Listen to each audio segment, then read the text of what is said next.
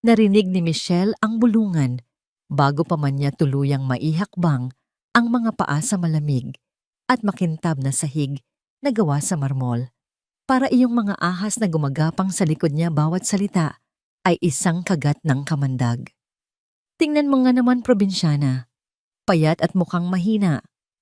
Bulong ng isang katulong sa kasama nito habang nagpupunas ng isang antigong florera. Hindi tatagal yan. Isang linggo iiyak na yan at hihilinging umuwi gaya ng mga nauna sa kanya. Oo nga, sagot ng isa, hindi man lang sinusubukang hinaan ng boses.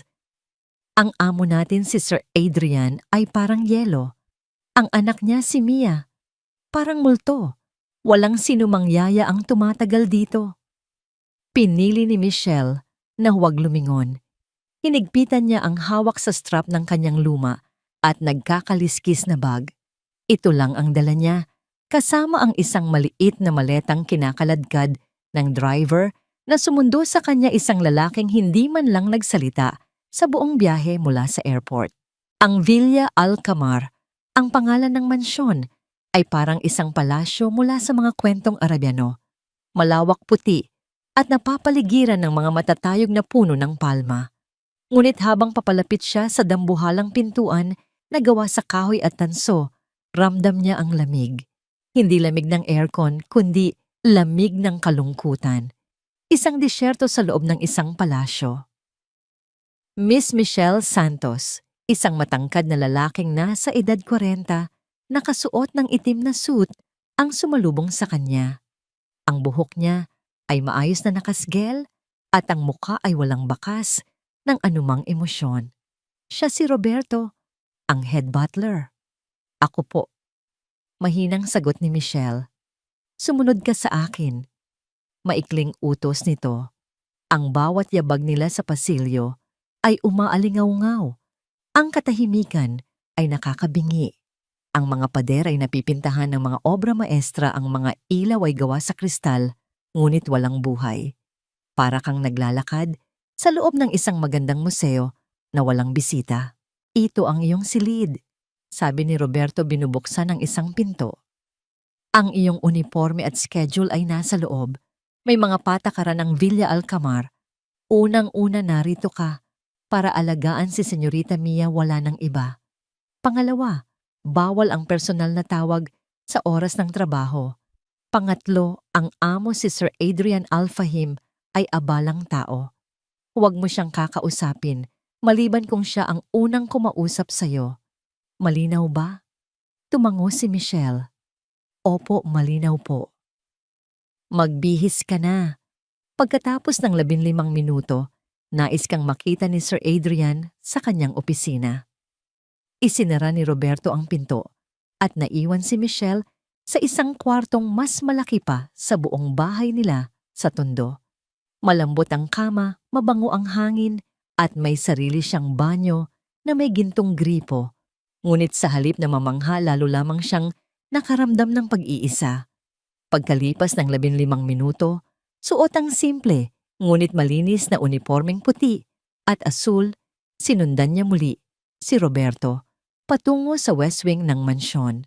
Huminto sila sa harap ng isang dobleng pinto na gawa sa dark mahogany. Kumatok si Roberto ng 3 beses bago ito dahan-dahang binuksan. Ang opisina ni Adrian ay madilim at malamig. Ang tanging liwanag ay nagmumula sa isang maliit na siwang sa makapal na kurtina. Sa likod ng isang malaking mesa, isang lalaki ang nakaupo, tila isang anino. Nang tumayo ito, doon lang nakita ni Michelle ang kanyang kabuuan. Si Adrian Al-Fahim ay matangkad, balingkinita ng katawan at may mukhang tila inukit ng isang dalubhasang iskultor. Ngunit ang kanyang mga mata ay walang buhay at ang kanyang presensya ay nagpapabigat sa hangin. You are Michelle Santos, sabi niya. Hindi iyon tanong kundi isang pahayag. Ang kanyang Ingles ay perpekto, ang kanyang boses ay malalim at walang kabuhay-buhay. Yes, sir. Halos pabulong na sagot ni Michelle. 12 yaya na ang dumaan sa bahay na ito sa loob ng 3 taon. Diretsong sabi ni Adrian habang ang mga mata ay sinusuri siya mula ulo hanggang paa. Lahat sila ay sumuko. Ang anak ko ay delikado. Ang trabaho mo ay siguraduhing ligtas siya nakakain at nabibihisan. Huwag mong subukang ayusin siya. Wala kang alam sa kanyang pinagdadaanan. Naintindihan mo, ang bawat salita ay parang isang patalim. Tumango si Michelle, pinipigilan ang sariling manginig. Opo, sir. Good. You may go. Ihahatid ka ni Roberto sa playroom kung nasaan si Mia. Iyon lang. Walang welcome, walang ngiti. Umupo siyang muli at ibinaling ang pansin sa mga papeles sa kanyang mesa na para bang si Michelle ay isa lamang abala na natapos na. Ang playroom ay kabaligtaran ng opisina ni Adrian. Maliwanag ito at puno ng mga laruan, mga manikang galing Europa, mga building blocks, na libo-libo ang halaga mga stuffed animals na mas malaki pa kay Michelle. Ngunit ang lahat ng ito ay maayos na nakasalansan na para bang hindi pa nagagalaw. May manipis na alikabok sa ibabaw ng ilan. At sa gitna ng lahat ng karangyaan, sa isang sulok nakaupo sa sahig ang isang batang babae. Si Mia, napakaganda niya. Ang kanyang buhok ay itim at alon-alon. Ang kanyang balat ay parang porselana. Nakasuot siya ng puting bestida. Ngunit ang kanyang mga mata, tulad ng sa kanyang ama, ay walang laman. Nakatingin lang siya sa kawalan habang ang maliliit niyang mga kamay ay mahigpit na nakayakap sa isang lumang music box na gawa sa kahoy. Dahan-dahang lumapit si Michelle. Umupo siya sa sahig ilang talampakan, ang layo mula sa bata. Hello, Mia. Mahinang bati niya. Ako si Michelle, ang bago mong yaya. Walang reaksyon, hindi man lang kumurap ang bata. Tila isa siyang manika, maganda, ngunit walang kaluluwa. Ganda naman ang music box mo. Subok muli ni Michelle. Ngumiti siya kahit alam niyang hindi siya tinitingnan. Paborito mo ba yan? Katahimikan. Lumipas ang ilang minuto. Nagkwento si Michelle tungkol sa mga aso sa kalye nila sa Pilipinas. Tungkol sa saranggolang hindi lumilipad, tungkol sa kahit anong maisip niya. Ngunit para lang siyang nagsasalita sa hangin. Napansin ni Michelle ang isang maliit na agiw sa gilid ng music box. Isang normal na reaksyon para sa kanya bilang isang taong lumaki sa hirap at sanay sa kalinisan ang alisin ito. Dahan-dahan niyang iniunat ang kanyang kamay, hindi para kunin ang kahon, kundi para lang punasan ng dumi gamit ang kanyang daliri. Sa sandaling iyon ang manika ay nabuhay. Huwag. Isang matinis na sigaw ang bumasag sa katahimikan. Nanlaki ang mga mata ni Mia at sa unang pagkakataon, puno ito ng takot at galit. Mabilis niyang dinampot ang isang maliit na laruang kotse na gawa sa metal at ibinato ito ng buong lakas kay Michelle. Tumama ito sa kanyang braso. Hindi malakas, pero sapat na para magulat siya at mapaatras.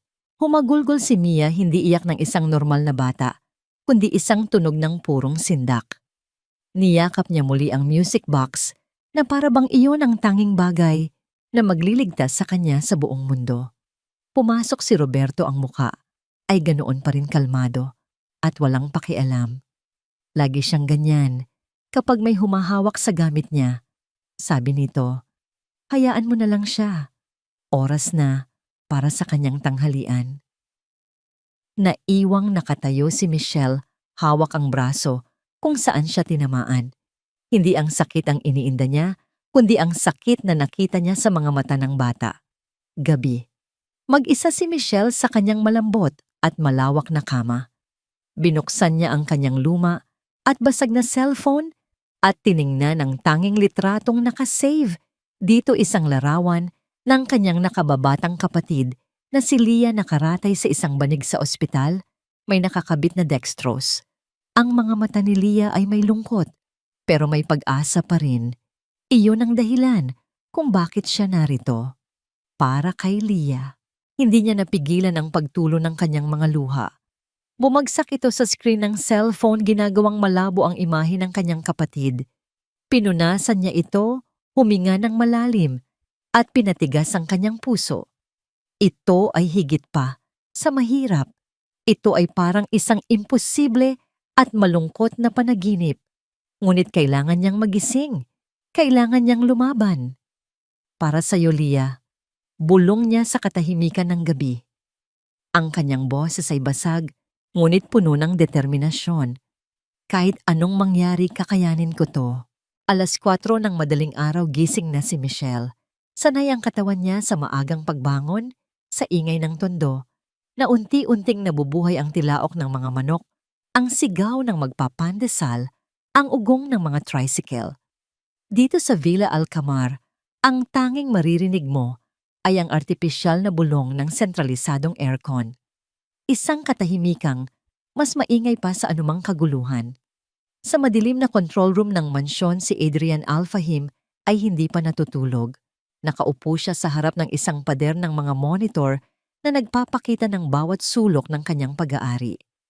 Ang kanyang mga mata na may maitim na bilog sa ilalim dahil sa ilang gabing walang tulog ay nakatutok sa isang partikular na screen, ang live feed mula sa playroom. Pabalik-balik niyang pinapanood ang recording mula kahapon. Ang pagbato ni Mia, ang pag-atras ni Michelle, ang takot sa mukha ng kanyang anak. Kumuyom ang panga ni Adrian. Isinara niya ang video, ngunit ang imahe ay nanatili sa kanyang isipan. Isang pamilyar na kirot ang kumalat sa kanyang dibdib. Ang kirot ng kabiguan. Bawat yayang umalis ay isang paalala ng kanyang pagkukulang bilang ama. At ang babaeng ito, si Michelle. May kung anong kakaiba sa kanya. Kahit nasaktan, walang bakas ng galit o inis sa mukha nito. Tanging pag-aalala.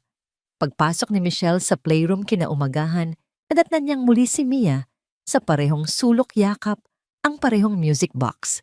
Parang isang estatwang hindi natinag ng paglipas ng gabi. Ngunit ngayon, alam na ni Michelle ang hindi dapat gawin. Hindi na siya lumapit. Hindi na siya bumati.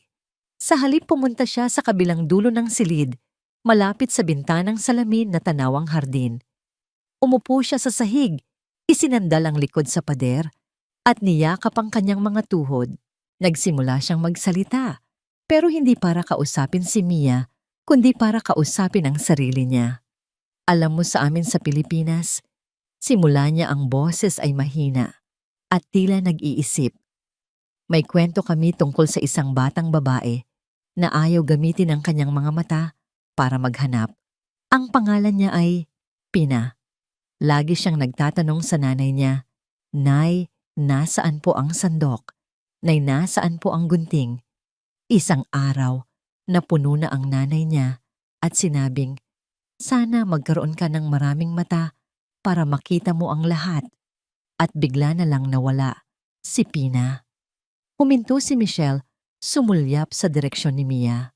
Walang galaw, ngunit napansin niyang ang bahagyang pag-ugoy-ugoy ng katawan nito ay tumigil. Nakikinig ito. Hinagilap siya ng nanay niya. Patuloy ni Michelle, pero hindi na niya nakita.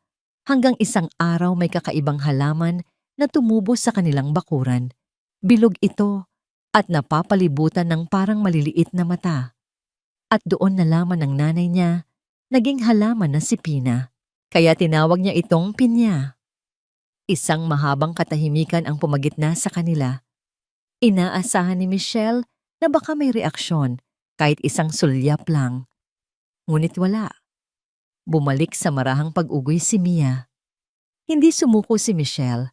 Alam niyang ang pader na nakapalibot sa puso ng bata ay hindi magigiba sa isang araw. Kinahaponan matapos ang pananghalian na muli, ay hindi ginalaw ni Mia. Sinubukan ni Michelle ang ibang paraan. Hindi na siya nagkwento. Sa halip nagsimula siyang kumanta. Hindi ito isang masayang awit. Ito ay isang kantang halos nakalimutan na niya, isang oyaying madalas awitin ng kanyang ina noong mga gabing wala silang pambili ng bigas. Ang Sa Ugoy ng Duyan. Sana'y di magmaliw ang dati kong araw. Nang munti pang bata, sa piling ni nanay.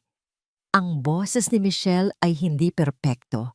Hindi ito sinanay sa mga mamahaling voice lesson. Ngunit ang bawat nota ay naglalaman ng kanyang buong pagkatao, ang kanyang mga pangarap, ang kanyang pagod, ang kanyang walang hanggang pagmamahal para sa pamilyang iniwan. Ang kanyang boses ay puno ng pananabik at pighati, isang damdaming sigurado siyang naiintindihan ng batang ulila sa kanyang harapan. Habang inaawit niya ang mga salitang, "Sa piling ni Nanay Langit ay buhay," may napansin si Michelle. Isang kislap. Mula sa kinauupuan niya, kitang-kita niya ang profile ng mukha ni Mia. At doon isang butil ng luha ang gumulong mula sa kanang mata ni Mia. Mabilis tila ayaw magpahuli. Dahan-dahan itong dumausdos sa kanyang makinis na pisngi bago pumatak sa puting bestida. Napigil ni Michelle ang kanyang hininga. Napatigil siya sa pag-awit. Mabilis na kumilos si Mia. Ikinusot niya ang kanyang mata gamit ang likod ng kanyang kamay na para bang may napuwing lang siya. Pagkatapos ay marahan siyang umusog, bahagyang itinatalikod ang sarili kay Michelle at lalong hinigpitan ang yakap sa music box. Isang malinaw na mensahe, "Huwag kang lumapit." Hindi kumibo si Michelle. Ang puso niya ay kumakabog ng malakas. Nais niyang tumakbo at yakapin ang bata, sabihing nakita niya na naiintindihan niya. Pero pinigilan niya ang sarili. Ang isang sugatang hayop ay hindi mo sinusugod. Binibigyan mo ito ng espasyo para malaman na hindi ka panganib.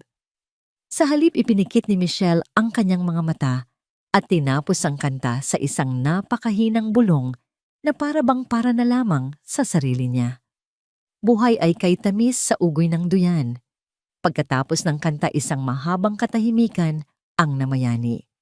Tumayo si Michelle nang walang ingay, hindi na muling tumingin kay Mia. Dahan-dahan siyang lumabas ng playroom. Iniwan niya si Mia sa kanyang tahimik na sulok, dala ang isang sikretong luha na tanging silang dalawa ang nakakaalam. Sa kabilang dako ng mansyon, naglalakad si Adrian sa malawak na pasilyo pabalik sa kanyang opisina. Ang bawat sulok ng Villa Alcamar ay idinisenyo para sa katahimikan at kaayusan, ang dalawang bagay na pinahahalagahan niya higit sa lahat. Bigla may narinig siyang isang tunog na hindi pamilyar sa bahay na ito. Isang mahinang himig. Isang boses ng babae. Kumunot ang noo niya. Bawal ang ingay. Iyon ang isa sa mga unang patakaran. Dahan-dahan siyang lumapit sa pinagmumula ng tunog ang playroom. Bahagyang nakabukas ang pinto. Ang unang ugali niya ay buksan ito ng malakas at sawayin kung sino man ang nasa loob. Ngunit may nag-udyok sa kanyang huminto. Sumilip siya sa maliit na siwang. Nakita niya ang bagong yaya, si Michelle, nakaupo sa sahig sa kabilang dulo ng silid malayo sa kanyang anak. Nakapikit ito habang kumakanta. At sa kabilang dulo si Mia, nakatalikod ngunit hindi na umuugoy. Ang buong katawan nito ay tensyonado na, para bang bawat himaymay ng kanyang pagkatao ay nakatuon sa pakikinig. Hindi nakita ni Adrian ang luha, ngunit nakita niya ang epekto nito. May kung anong enerhiya sa silid na yon na ngayon lang niya naramdaman. Hindi tensyon, hindi galit, kundi isang malalim na kalungkutan na tila naghahanap ng kasama. Narinig niya ang huling mga salita ng kanta sa basag, ngunit taos-pusong boses ni Michelle. Nang tumayo at tahimik na umalis si Michelle, mabilis na humakbang paatras si Adrian, nagtago sa anino ng isang malaking haligi. Nakita niyang dumaan ang yaya. Ang mukha nito ay pagod. Ngunit may kakaibang determinasyon. Nanatili si Adrian sa kanyang kinatatayuan matapos itong mawala sa paningin. Ang katahimikan ay bumalik, ngunit ngayon ay mayroon na itong ibang kahulugan. Ang huling mga salita ng kanta ay tila umalingaw-ngaw sa kanyang isipan. Sa piling ni Nanay, langit ay buhay. Isang imahe ang sumagi sa kanyang alaala, ang kanyang yumaong asawa nakangiti habang kinakantahan ang bagong silang na si Mia. Isang alaalang matagal na niyang ibinaon dahil sa sakit na kaakibat nito. Paano nagawa ng isang simpleng kanta ang hindi nagawa ng pinakamagagaling na therapist sa buong mundo? Paano nagawang buksan ng isang dayuhan sa loob lamang ng isang araw ang isang pinto na 5 taon na niyang pilit na kinakatok? Tumingin siya sa nakasarang pinto ng playroom. kung saan alam niyang naroon pa rin ang kanyang anak. Marahil ay pinupunasan pa ang mga bakas ng kanyang unang lihim na luha. Nakatayo siyang mag-isa sa pasilyo sa unang pagkakataon. Sa loob ng mahabang panahon, nakaramdam ng pag-aalinlangan sa pader na siya mismo ang nagtayo. Nasa London si Adrian sa loob ng isang penthouse suite na ang sahig ay gawa sa salamin tanaw, ang kumikislap na karagatan ng mga ilaw sa ibaba. Ang hangin ay amoy pera at kapangyarihan. Kaharap niya sa malaking screen ang tatlong matatandang lalaking Briton, mga board members ng isang oil conglomerate na balak niyang bilhin. Mr. Al-Fahim, the terms are quite aggressive, sabi ng isa habang inaayos ang kanyang salamin. We need more time to deliberate. Time is a luxury I do not have, gentlemen. Malamig na tugon ni Adrian. Ang kanyang boses ay kalmado, ngunit may bigat na hindi matitinag. My offer stands for another 24 hours. After that, I walk away. Ito si Adrian Al-Fahim ang negosyante. Mabilis, walang awa at laging nakukuha ang gusto. Ngunit sa ilalim ng mamahaling lamesa ang kanang kamay niyang nakapatong sa kanyang hita ay hindi mapakali. Bawat ilang segundo ang kanyang mga daliri ay nagtatap sa screen ng tablet na nakatago sa kanyang kandungan. Binubuksan niya ang isang app na nagpapakita ng live feed mula sa Villa Al-Qamar. Ito ay isang lihim na ugaling nagsimula. 2 araw na ang nakalipas. Isang ugaling kinaiinisan niya sa sarili, ngunit hindi niya mapigilan. Paulit-ulit niyang tinitingnan ang playroom, pinapanood ang babaeng tahimik na kumakanta sa isang sulok at ang anak niyang tahimik na nakikinig sa kabila. Biglang nagbago ang eksena sa tablet. Dumilim ang playroom, oras na para matulog. Nagpaalam si Michelle kay Mia na hindi pa rin tumutugon. Pumasok ang night nurse para magbantay. Adrian, are you with us? Tanong ng isa sa mga board member. Napapansin ang kanyang saglit na pagkawala ng focus. Mabilis na ibinalik ni Adrian ang kanyang atensyon sa screen. My apologies. As I was saying, ngunit hating gabi na sa Abu Dhabi at ang demonyo ay laging lumalabas kapag mahimbing na ang tulog ng mundo. Isang matinis at nakakapangilabot na sigaw ang bumasag sa katahimikan ng Villa Al-Qamar. Sa London napatigil si Adrian sa gitna ng kanyang pangungusap. Ang sigaw ay malinaw na narinig mula sa audio feed ng kanyang tablet. Sa screen nakita niya ang night nurse na natatarantang tumayo. Ang kamera sa silid ni Mia ay nagpapakita ng isang maliit na katawang nagwawala sa kama. Nagsimula ang bangungot. Si Mia ay umuungol na parang isang nasasaktan na hayop. Ibinabagsak niya ang kanyang ulo sa headboard ng kama nang paulit-ulit. Dum-dum-dum. Isang nakakakilabot na tunog na umalingaw-ngaw sa buong mansyon. Pumasok sa silid si Roberto at 2 pang katulong mga mukhay, puno ng pagkataranta at takot. Walang sino man sa kanila ang nangahas lumapit. Nakatayo lang sila sa may pintuan nakatingin sa batang nagwawala na, para bang isang halimaw ang nasa loob ng silid at hindi isang 5 taong gulang na babae. Tawagan niyo si Dr. Edwin, sigaw ni Roberto. Gisingin niyo ang security, utos ng isa pa. Sa London napatayo si Adrian. Ang baso ng whiskey sa kanyang kamay ay nanginginig. Nakikita niya ang lahat. Ang bawat pag-untog ng ulo ng kanyang anak sa kahoy ay parang isang martilyong pumupukpok sa kanyang dibdib. Pakiramdam niya ay libo-libong milya ang layo niya, isang inutil na manonood sa sarili niyang trahedya. Do something! Sigaw niya sa screen kahit alam niyang walang makakarinig sa kanya. Biglang isang anino ang mabilis na dumaan sa mga nakatayong katulong. Si Michelle. Nakalugay ang buhok niya, suot lang ang isang simpleng puting t-shirt at pajama pants. Ang mukha niya ay walang bakas ng takot, tanging determinasyon. Hindi siya nag-atubili. Hindi siya nag-isip. Mia, sigaw niya. Diretso siyang tumakbo patungo sa kama. Bago pa man muling maiuntog ni Mia ang kanyang ulo, sinalo ito ni Michelle ng sarili niyang katawan. Iniharang niya ang kanyang mga braso at dibdib sa headboard tinatanggap ang bawat marahas na paggalaw ng bata. Hot! Napasigaw si Michelle sa sakit nang sikuhin siya ni Mia sa tagiliran, ngunit hindi siya bumitaw. Niyakap niya ang nagwawalang bata. Mula sa likod ipinulupot ang kanyang mga braso sa maliit na katawan nito. Nagpumigla si Mia, tila hayop na nakulong. Ang maliliit nitong mga kuko ay bumaon sa balat ni Michelle. Naramdaman ni Michelle ang mainit na likidong dumaloy sa kanyang braso dugo. Isang mahabang kalmot, pagkatapos ay isang kagat sa kanyang balikat. Ngunit hindi siya bumitaw. Sa halip, ipinatong niya ang kanyang baba sa ulo ni Mia at nagsimulang kumanta. Hindi ito ang malambing na, "Sa ugoy ng duyan." Ito ay ibang kanta, isang awiting pambata na puno ng tapang.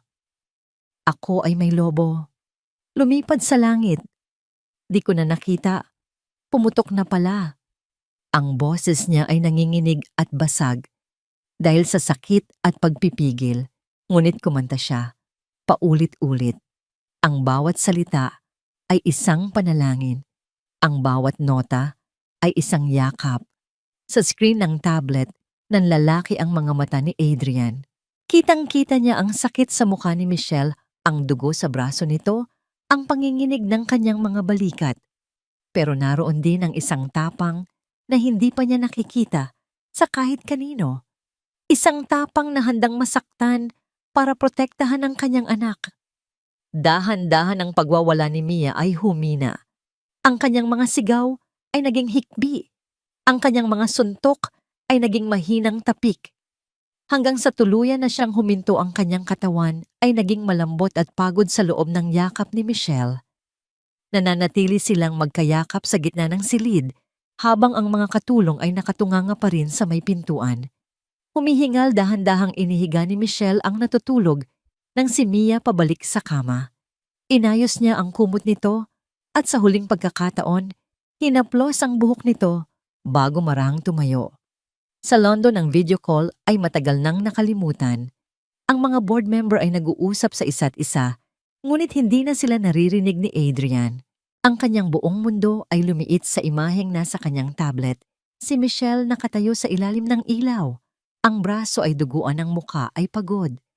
Ngunit ang mga mata ay nakatitig kay Mia na may pagmamahal na halos sumasabog sa screen. "Gentlemen," biglang sabi ni Adrian, pinuputol ang usapan ng mga kasosyo. Ang boses niya ay garalgal at may kakaibang bigat. "The meeting is over." "But Adrian, we haven't decided." "I said it's over." Ang sigaw niya ay umaling-awngaw sa buong suite, ginulat ang mga nasa kabilang linya. Pinatay niya ang tawag ng walang paalam. Kinuha niya ang kanyang telepono at tinawagan ang kanyang piloto. Ang mga kamay niya ay nanginginig. Ihanda ang jet. Utos niya, ang bawat salita ay mariin. "Uuwi ako. Ngayon din."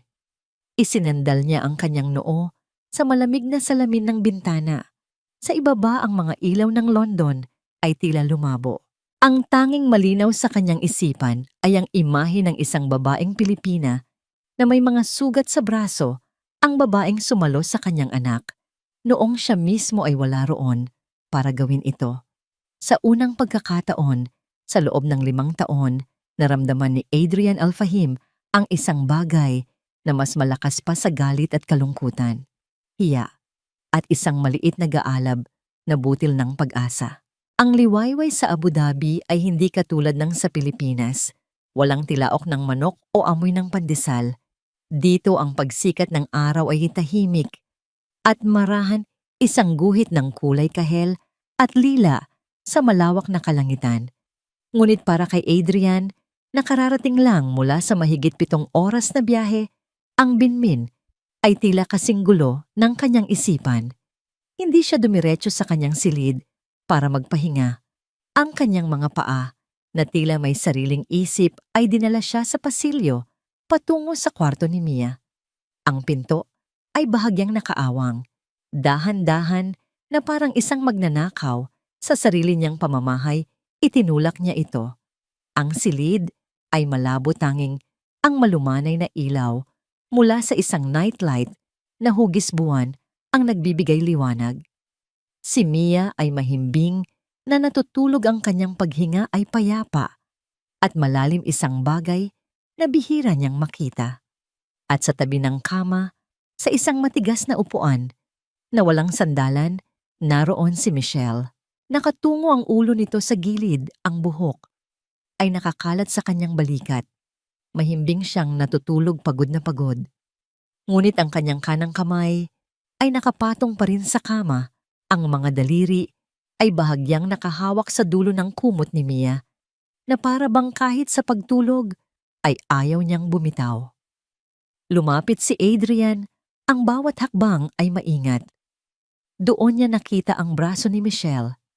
Nilinis na ito, ngunit kitang-kita pa rin ang mahaba at mapulang kalmot na iniwan ng kanyang anak.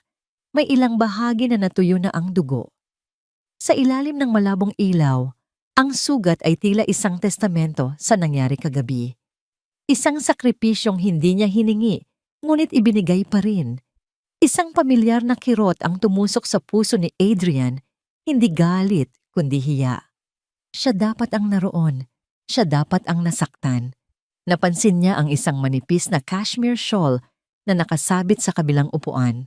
Kinuha niya ito at sa isang kilos na hindi niya kailanman inakalang gagawin, maingat niyang ipinatong sa mga balikat ni Michelle. Saglit niyang pinagmasdan ang dalawa, ang kanyang natutulog na anak at ang babaeng dayuhan na nagligtas dito bago tahimik na lumabas ng silid. Kinaumagahan nagulat ang mga kasambahay, lalo na si Roberto. Sir, tanong ng butler. Hindi maitago ang pagtataka. Ang almusal po dito sa solarium. Yes, Roberto. Sagot ni Adrian, hindi inaalis ang tingin sa hawak na didyaryo. I-set up mo rito araw-araw hanggat hindi ko sinasabi. Ang solarium may isang silid na gawa sa salamin, katabi lamang ng playroom. Mula rito tanaw na tanaw ang hardin. Ito ang unang pagkakataon na pinili ni Adrian na kumain sa labas ng engranding dining hall. Nang dumating si Michelle kasama si Mia, nagkunwari si Adrian na abala sa pagbabasa. Ngunit sa gilid ng kanyang mga mata, pinapanood niya ang bawat galaw nila. Inilapag ni Michelle ang pagkain ni Mia, oatmeal, hiniwang prutas at isang baso ng orange juice. Gaya ng dati, hindi ito pinansin ni Mia. Ngunit iba ang ginawa ni Michelle ngayon.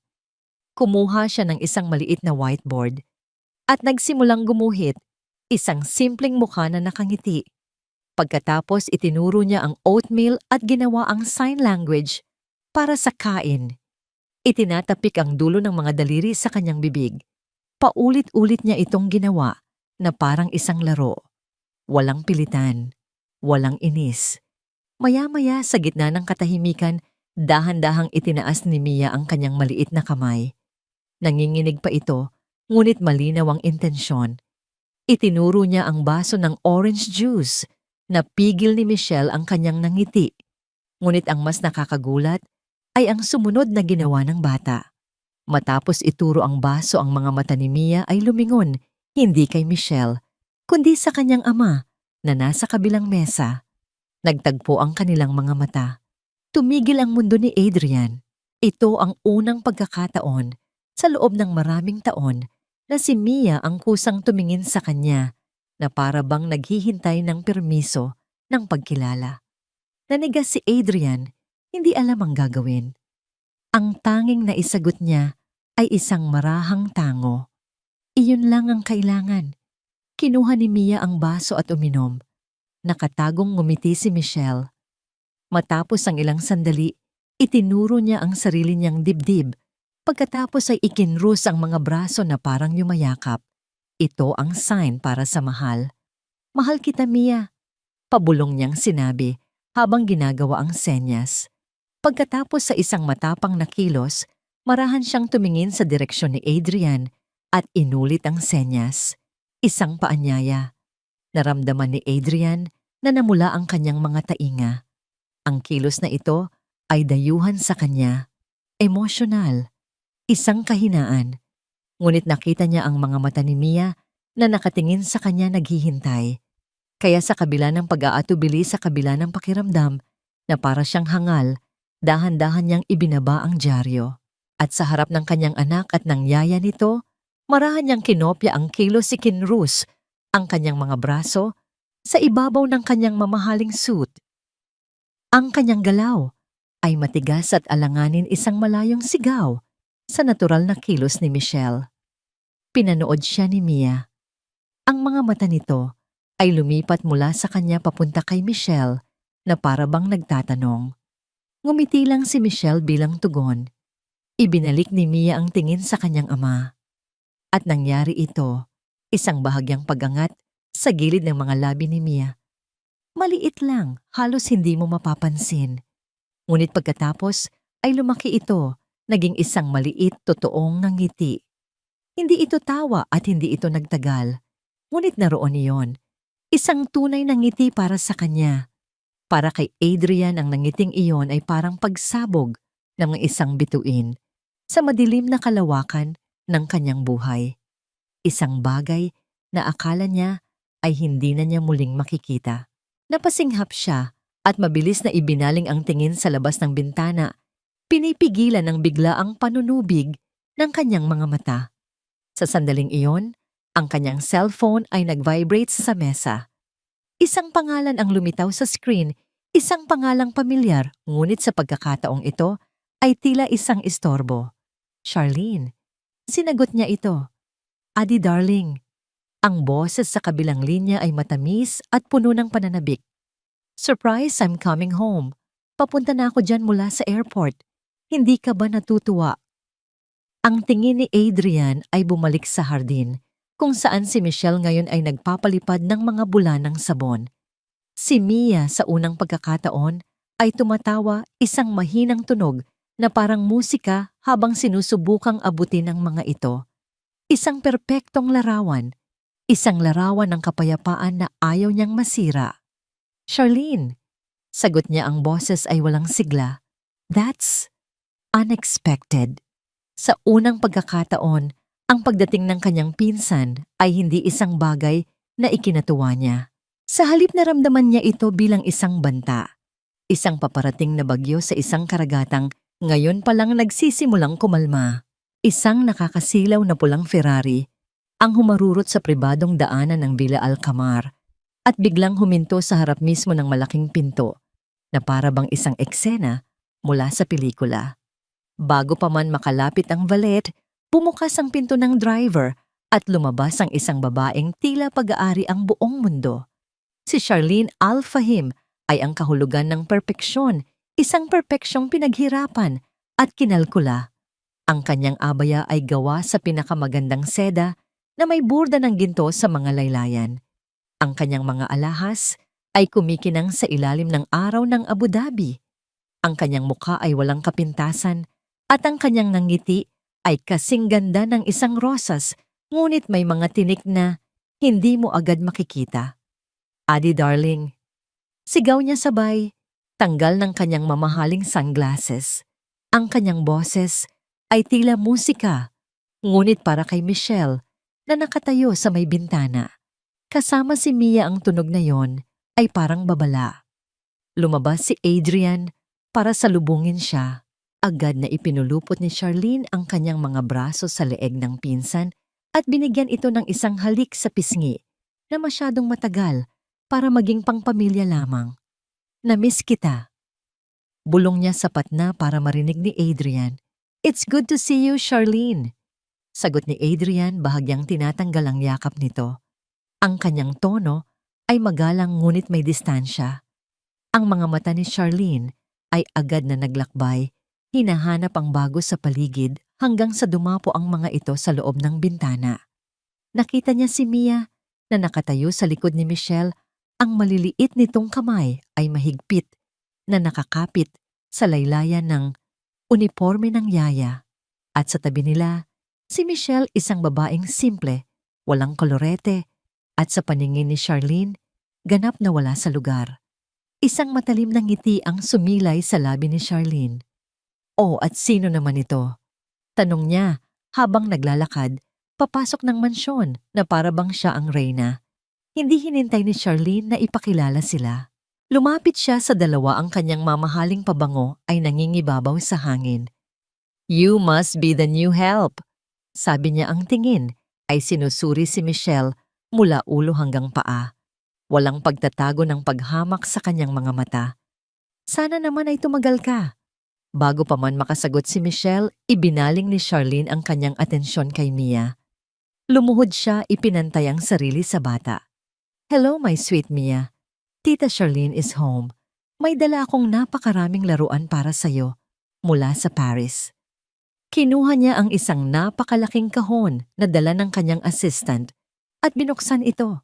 Sa loob ay isang life-size na manika na may buhok na kulay ginto at suot na bestidang parang sa isang prinsesa.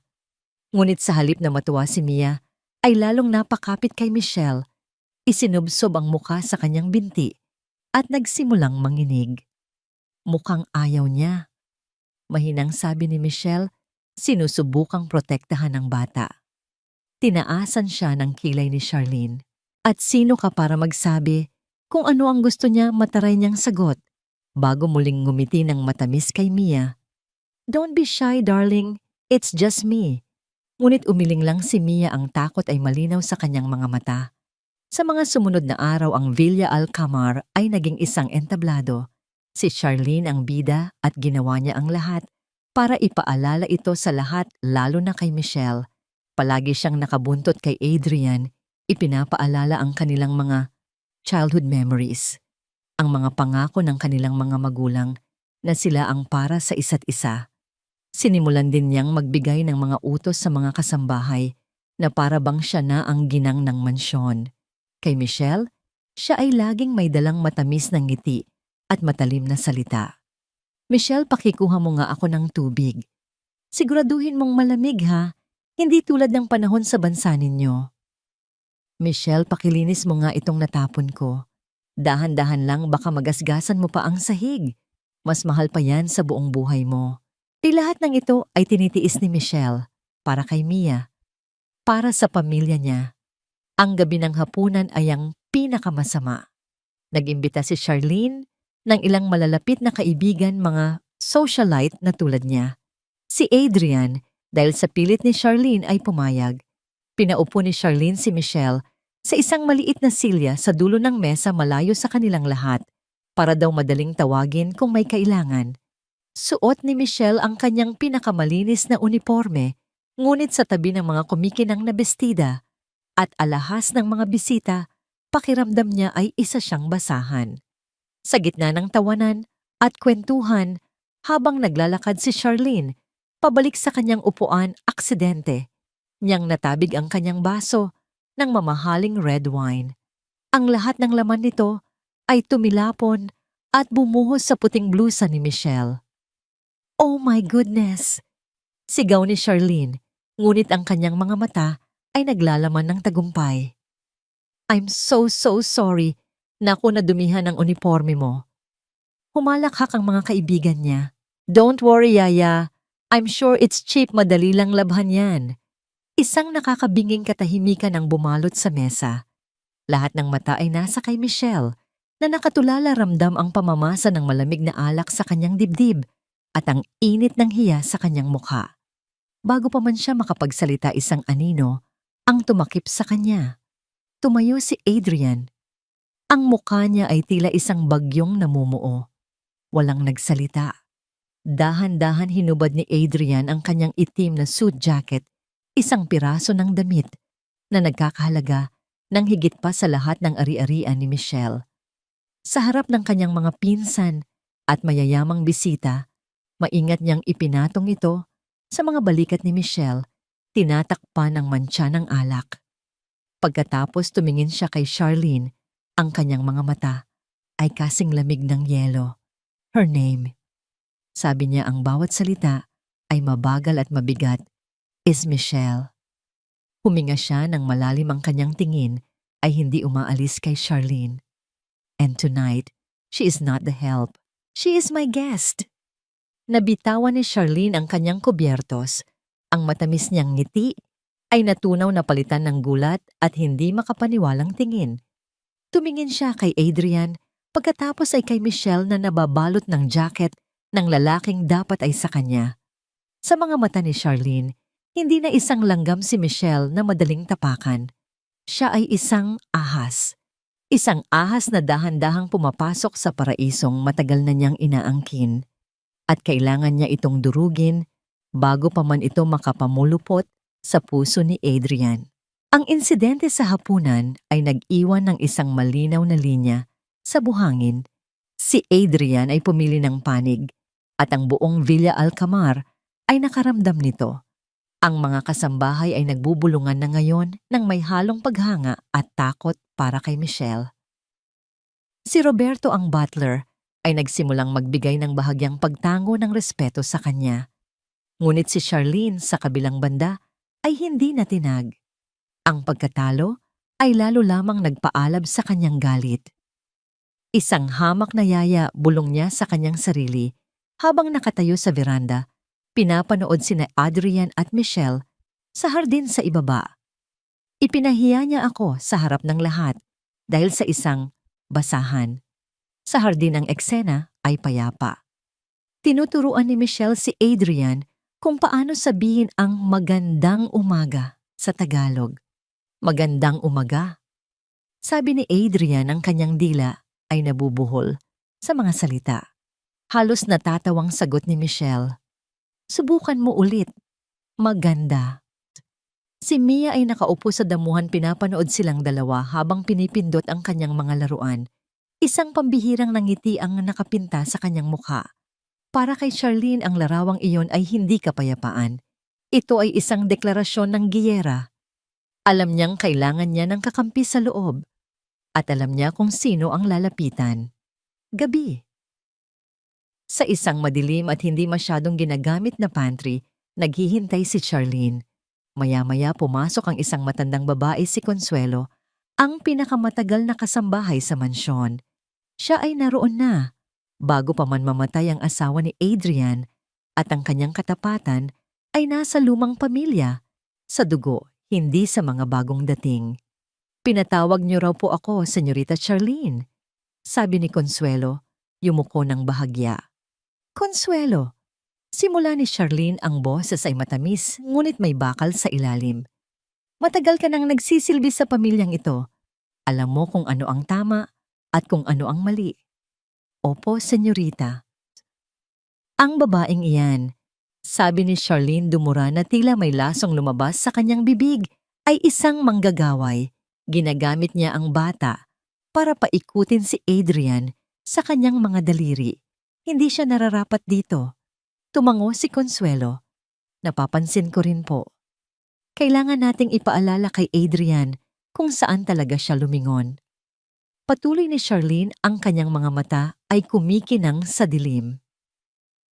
Kailangan nating sirain ang tiwala niya sa babaeng yon at alam ko kung paano. Kinuha ni Charlene ang isang bagay mula sa kanyang bulsa, isang maliit makintab na susi. Ito ang susi sa bodega sa West Wing. May mga luma tayong gamit doon. Hanapin mo. Alam kong may kopya tayo. Gawin mo ng walang palya. Utos ni Charlene.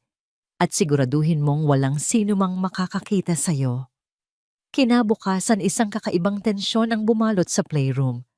Si Mia ay hindi mapakali. Hindi siya mapaupo sa isang lugar. Pabalik-balik siya sa kanyang sulok, hinahanap ang isang bagay na hindi niya makita. Anong problema, Mia?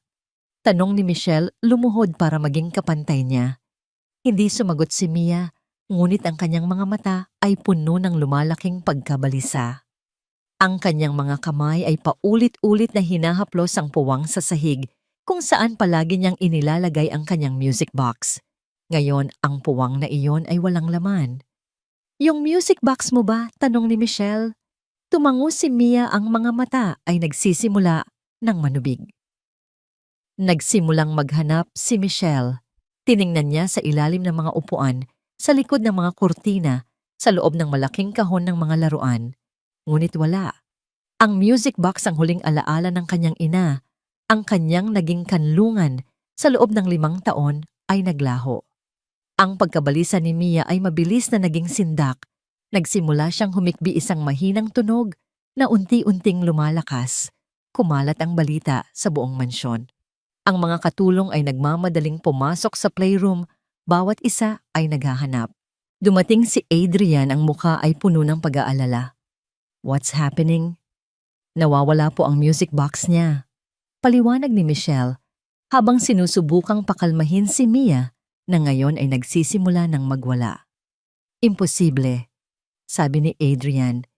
Hindi kailanman iniiwan ng batang yan ang kahon na yon. Naging isang malaking search party ang buong mansyon. Halos 1 oras silang naghahanap. Ang pag-iyak ni Mia ay lalong lumalakas, umietso sa mga pasilyo, isang tunog na kumikirot sa puso ni Adrian. Bigla pumasok si Consuelo, sa playroom hinihingal na, tila galing sa isang mahabang takbo.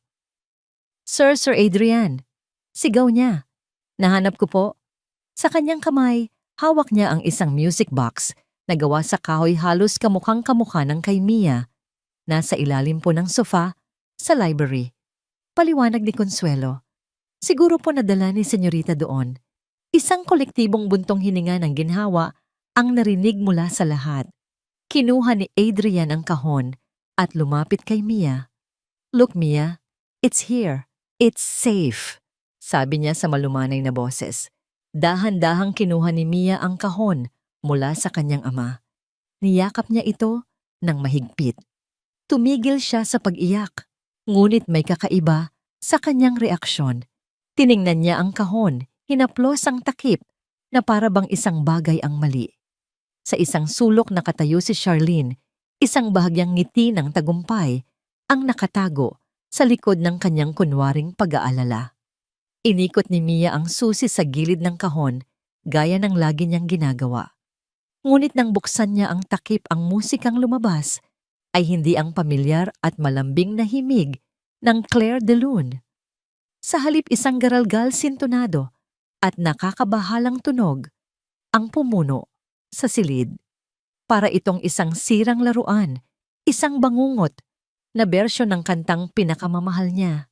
Nanigas si Mia. Ang kanyang mga mata ay nanlaki sa takot. Tiningnan niya ang kahon na para bang ito ay isang halimaw. Pagkatapos tumingin siya kay Adrian, sa mga katulong at sa huli kay Michelle. Ang kanyang mukha ay puno ng pagkalito at sakit.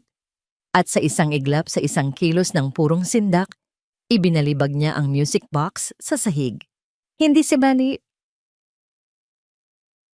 Sigaw niya isang salitang matagal nang hindi naririnig mula sa kanya. Hindi yan yon. Ang kahon ay tumama sa marmol na sahig at nabasag sa maraming piraso. Ang maliliit na mekanismo sa loob ay kumalat. Ang katahimikan na sumunod ay mas masahol pa sa anumang sigaw. Lahat ay nakatitig sa mga basag na piraso sa sahig. Anong nangyari? Naguguluhang tanong ni Adrian. Ngunit si Michelle, habang nakatingin sa takot sa mga mata ni Mia, ay may biglang naramdamang malamig na gumapang sa kanyang likuran. Tumingin siya kay Consuelo na mabilis na umiwas ng tingin. Pagkatapos ay tumingin siya kay Charlene. Nakita niya ito. Isang kislap ng tagumpay sa mga mata ni Charlene. Isang ngiting agad nitong tinakpan ng kanyang kamay. Alam na ni Michelle. Hindi ito aksidente. Ito ay isang bitag. At si Mia ang nasa gitna nito. Ang mga basag na piraso ng music box ay nakakalat sa makintab na sahig na parang mga buto ng isang patay na pangarap. Ang katahimikan sa playroom ay mabigat at puno ng hindi masabing mga tanong. Ngunit ang katahimikang yon ay biglang binasag ng isang tunog na mas masakit pa sa anumang sigaw, isang hagulgol na nanggagaling sa kaibuturan ng kaluluwa ni Mia. Hindi! Paulit-ulit niyang sinasabi habang nakatingin sa mga piraso ng kahoy at metal. Para sa kanya, hindi lang isang laruan ang nasira. Ang nasira ay ang huling koneksyon niya sa kanyang ina, ang tanging bagay na nagbibigay sa kanya ng kapayapaan. Nagsimula siyang manginig, ang buo niyang katawan ay nanginginig na parang isang dahon sa gitna ng bagyo. Umatras siya palayo sa mga labi ng kahon, palayo sa lahat. Isinandal niya ang sarili sa pader ni yakap. ang kanyang mga tuhod at isinubsob ang kanyang muka. "Mi anak." Sinubukan ni Adrian na lumapit, ngunit umiling lang ang bata. Ang kanyang pag-iyak ay lalong lumakas. "This is your fault." Isang matinis na boses ang bumasag sa eksena. Si Charlene. Nakaturo ang kanyang daliri hindi sa bata, kundi kay Michelle. "This never happened before she came." Mula nang dumating siya, nagiging kakaiba na si Mia Baka kung ano ang ginagawa niya sa bata kapag walang nakatingin. Lahat ng mata ay napunta kay Michelle. Ang akusasyon, kahit walang basihan, ay tila lason na kumalat sa hangin. Ang mga kasambahay ay nagtinginan ng kanilang mga dating paghanga ay napalitan ng pagdududa. "Hindi totoo yan." Mahinang sabi ni Michelle, ang kanyang boses ay nanginginig. "Hindi totoo." Sarkastikong tawa ni Charlene. "Look at her. Look at what you've done. Baka ikaw ang nagpalit ng kahon. Baka ikaw ang sumira. Para lalo kang maging kailangan sa bahay na ito." "Charlene, that's enough." Mariing sabi ni Adrian, ngunit ang kanyang boses ay walang dating bigat. Ang kanyang atensyon ay nahahati sa pagitan ng pag-aalala sa anak at sa kaguluhang nililikha ng kanyang pinsan. Ang krisis ni Mia ay lumala. Bigla siyang tumayo, ang mga mata ay nanlilisik at puno ng sindak. Dinampot niya ang isang libro at ibinato ito sa salamin. Crash na basag ito. Pagkatapos ay isang plorera. Smash ang tubig at mga bulaklak ay kumalat sa sahig. Nagwawala siya hindi dahil sa galit, kundi dahil sa purong takot. Si Michelle, sa kabila ng mga akusasyon, ay sinubukang gawin ang dati niyang ginagawa. Dahan-dahan siyang lumapit. "Mia, ako to. Si Michelle. Tahan na." Ngunit nang makita siya ni Mia ang takot sa mga mata nito, ay napalitan ng isang bagay na mas masakit pa pagtanggi. "Huwag kang lalapit," sigaw ni Mia. Umatras ito na para bang si Michelle ay isang halimaw. Itinago niya ang sarili sa likod ng isang malaking sopa, nanginginig at umiyak. Ang bawat salita ay parang isang punyal na bumaon sa puso ni Michelle. Ang batang inalagaan niya, ang batang niyakap niya, sa gitna ng bangungot ngayon, ay takot sa kanya. Dito na nakita ni Adrian ang kanyang limitasyon. Ang lahat ng kontrol na ipinagmamalaki niya sa kanyang mundo ng negosyo ay walang silbi sa harap ng nasisirang mundo ng kanyang anak. Ang sakit ng nakaraan, ang pagkamatay ng kanyang asawa, ang kanyang kabiguan bilang ama ay bumalik na parang isang dambuhalang alon. At sa gitna ng kaguluhan, ang tanging nakikita niya ay ang pagkasira. At si Michelle sa paningin niya ngayon ay bahagi ng pagkasirang yon. Tumingin siya kay Michelle. Ang kanyang mukha na minsan ay nagpakita ng bahagyang paglambot ay muling naging isang maskara ng yelo at bato. Ang mga mata niya na minsan ay tumingin sa kanya nang may pagtataka ngayon ay puno ng pagdududa at sakit. "Michelle," sabi niya. Ang boses niya ay mahina, ngunit matalim bawat salita ay maingat na pinili at iyon ang nagpalala sa sakit. Hindi ito sigaw. Ito ay isang hatol. Siguro mas mabuting lumayo ka muna kay Mia." Huminto ang paghinga ni Michelle hanggang sa kumalma siya. Dugtong ni Adrian hindi makatingin ng diretso sa kanya. For her own good, para sa ikabubuti niya. Ang mga salitang yon ay umalingaw-ngaw sa isipan ni Michelle. Paulit-ulit. Hindi iyon isang utos mula sa isang amo. Ito ay isang pagdududa. Isang paghatol na siya ang sanhi ng sakit. Tumingin si Michelle sa paligid. Ang mga mapanghusgang mata ng mga kasambahay. Ang nagtatagumpay ng ngiti ni Charlene. Ang takot sa mga mata ni Mia. At ang pinakamasakit sa lahat, ang nawawalang tiwala sa mga mata ni Adrian. Walang sinabi si Michelle. Ano pa ang sasabihin niya? Anumang salita ay magmumukhang isang palusot. Anumang pagtatanggol ay magmumukhang pagkakasala. Dahan-dahan tumango siya. Isang beses lang, isang maliit na galaw, na naglalaman ng lahat ng kanyang bigat at pagkasira. Pagkatapos tumalikod siya, bawat hakbang palayo sa playroom ay parang 1 milya. Naririnig niya ang patuloy na pag-iyak ni Mia sa likod niya, ngunit wala na siyang magawa. Ang pader na unti-unti niyang giniba sa pagitan nila ni Mia ay muling itinayo, mas mataas at mas matibay kaysa dati. At habang naglalakad siya sa mahabang pasilyo mag-isa, naramdaman niyang gumuho ang isa pang pader. Hindi ang pader ni Mia, kundi ang pader na itinayo niya sa sarili niyang puso, ang pader na nagbibigay sa kanya ng lakas at pag-asa. Ngayon, ang pader na yon ay gumuho at naiwan siyang nakalantad sugatan at nag-iisa sa gitna ng disyerto sa loob ng palasyo. Ang silid ni Michelle ay naging isang kulungan. Pagkapasok niya, isinara niya ang pinto at sumandal dito, ang kanyang mga tuhod ay nanghihina hanggang sa dahan-dahan siyang napaupo sa sahig. Doon sa katahimikan, hinayaan niyang bumagsak ang lahat ng luhang kanina pa niya pinipigilan. Hindi ito iyak ng awa sa sarili. Ito ay iyak ng isang pusong pinagtaksilan. Ang tiwalang pinaghirapan niyang buuin ay gumuho sa isang iglap. Kinuha niya ang kanyang lumang maleta mula sa ilalim ng kama.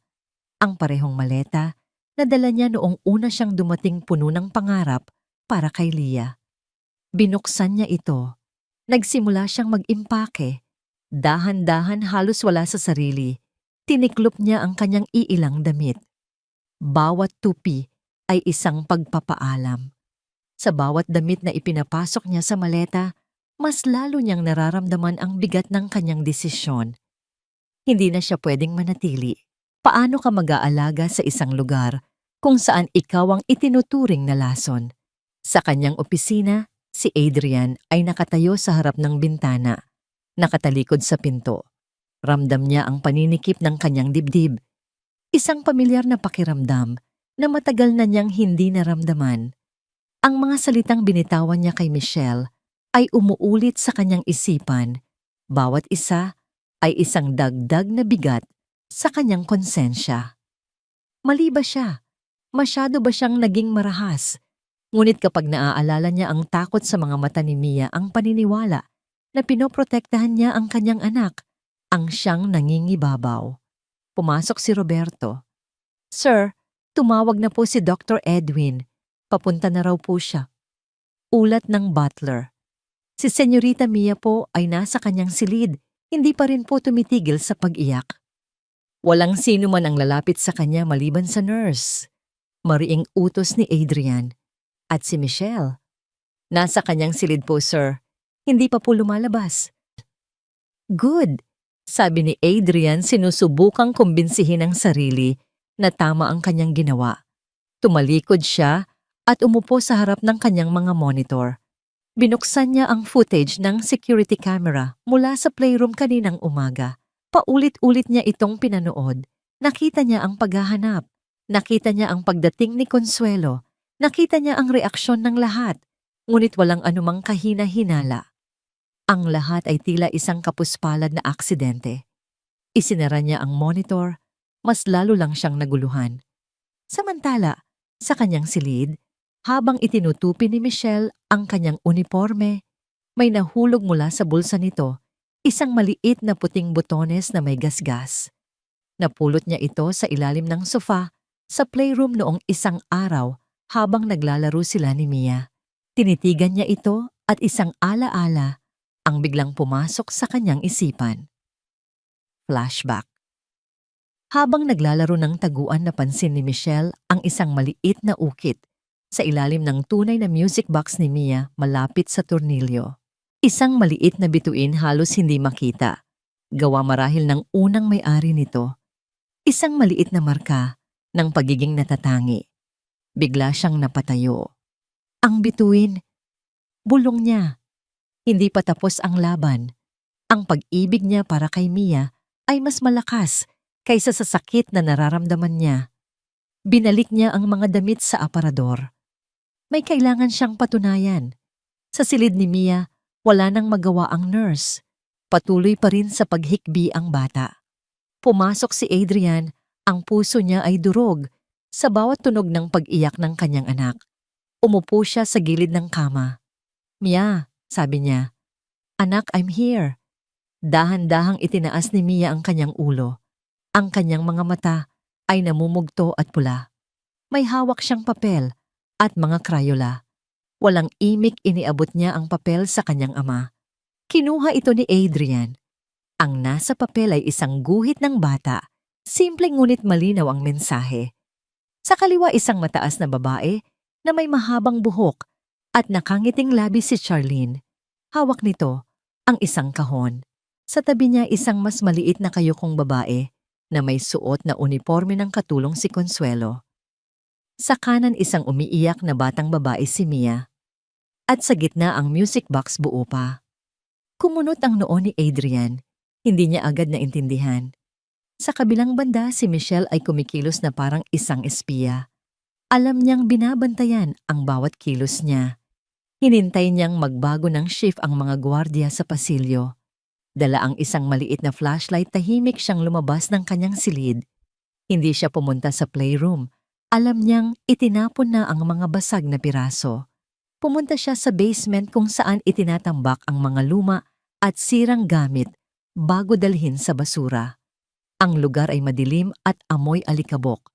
Binuksan niya ang kanyang flashlight at sinimulang halongkatin ang mga garbage bag. Pagkalipas ng halos kalahating oras, nakita niya ito isang itim na babag na naglalaman ng mga pira-pirasong kahoy. Dahan-dahan kinuha niya ang pinakamalaking piraso, ang ilalim na bahagi ng kahon. Itinutok niya ang ilaw at naroon ito. Walang maliit na bituin. Makinis. Malinaw na hindi ito ang orihinal. Ngunit saan ang tunay na kahon, bumalik siya sa itaas. Saan mo itatago ang isang bagay na ayaw mong mahanap sa isang lugar na laging nakikita, ngunit hindi pinapansin? Pumunta siya sa laundry room kung saan nakatambak ang mga lumang tuwalya at bedsheet. Sa pinakasulok sa likod ng isang cabinet na puno ng mga sabon, may isang lumang baul na ginagawang patungan ng mga labahan. Walang sino man ang nagbubukas nito. Ginamit niya ang lahat ng kanyang lakas para itulak ang mga nakapatong na damit. Nanginginig ang kamay, binuksan niya ang baul. At doon sa ilalim ng mga lumang kumot, nakabalot sa isang maruming basahan, naroon ito. Ang tunay na music box ni Mia. Kinuha niya ito at sa ilalim nakita niya ang maliit pamilyar na ukit ng isang bituin. Niyakap niya ito ng mahigpit. Hawak niya ang katotohanan. Huminga siya ng malalim at naglakad palabas ng laundry room. Habang papaliko siya sa pasilyo, isang anino ang humarang sa kanyang daan. Si Adrian. Nakatayo siya roon, ang mukha ay hindi mabasa. Sa isang kamay, hawak niya ang drawing ni Mia. Nagtagpo ang kanilang mga mata sa gitna ng tahimik na pasilyo. Si Michelle hawak ang ebidensya ng panlilinlang. Si Adrian hawak ang testimonya ng kanyang anak. Walang nagsalita. Ngunit sa sandaling iyon, alam nilang dalawa na may isang malaking kasinungalingan sa loob ng mansyon at malapit na itong sumabog. Ang grand living area ng Villa Alcamar, na karaniwang puno ng tahimik na karangyaan, ay naging isang silid hukuman.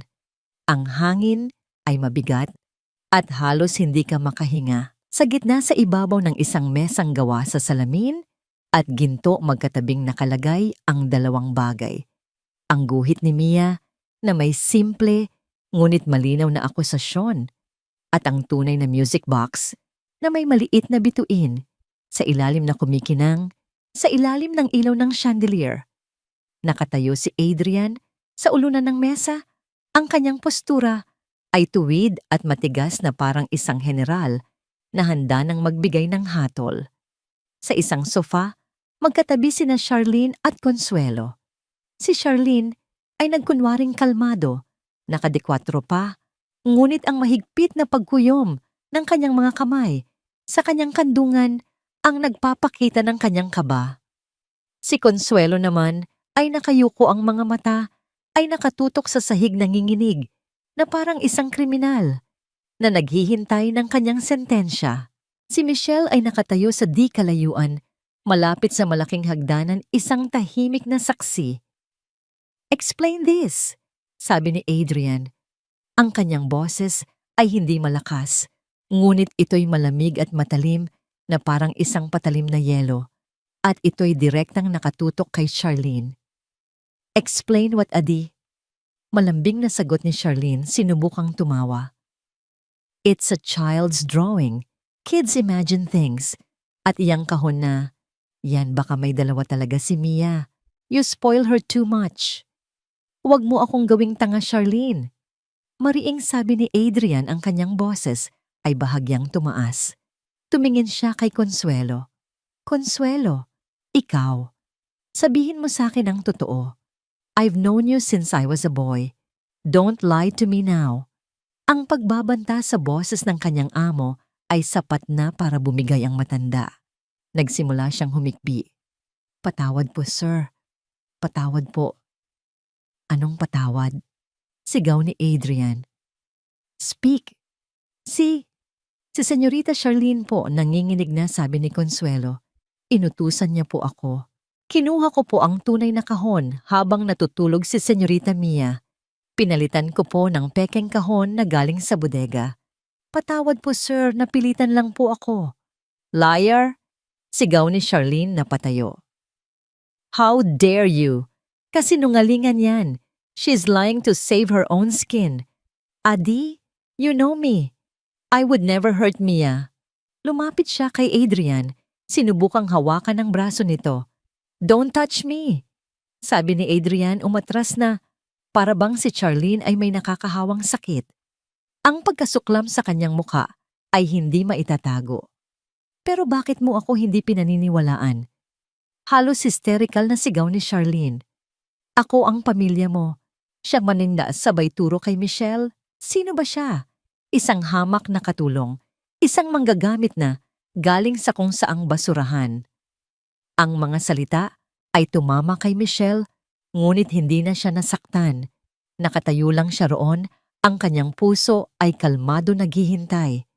Sa gitna ng sigawan, isang maliit na figura ang lumitaw sa tuktok ng hagdanan, si Mia. Nagising siya sa ingay. Nakasuot ng kanyang puting pantulog, ang kanyang mga mata ay malaki at puno ng takot habang pinapanood ang kaguluhan sa ibaba. Mia!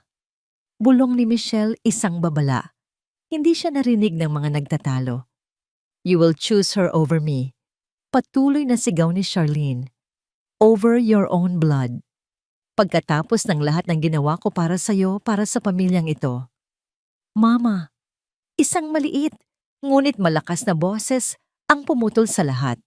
Lahat ay napatingin sa hagdanan. Si Mia ay nagsimulang bumaba, ang kanyang mga mata ay nakatutok kay Charlene. Bawat hakbang niya ay may bigat. Bawat hakbang niya ay isang hakbang palayo sa kanyang mundo ng katahimikan. Nang makarating siya sa ibaba, hindi siya pumunta sa kanyang ama. Hindi rin siya pumunta kay Michelle. Dumiretso siya sa gitna ng silid, huminto sa harap ni Charlene. Mia, sweetie, tell your papa. Tell him it's not true. Sabi ni Charlene, ang boses ay nagmamakaawa. Tinaas ni Mia ang kanyang maliit na kamay.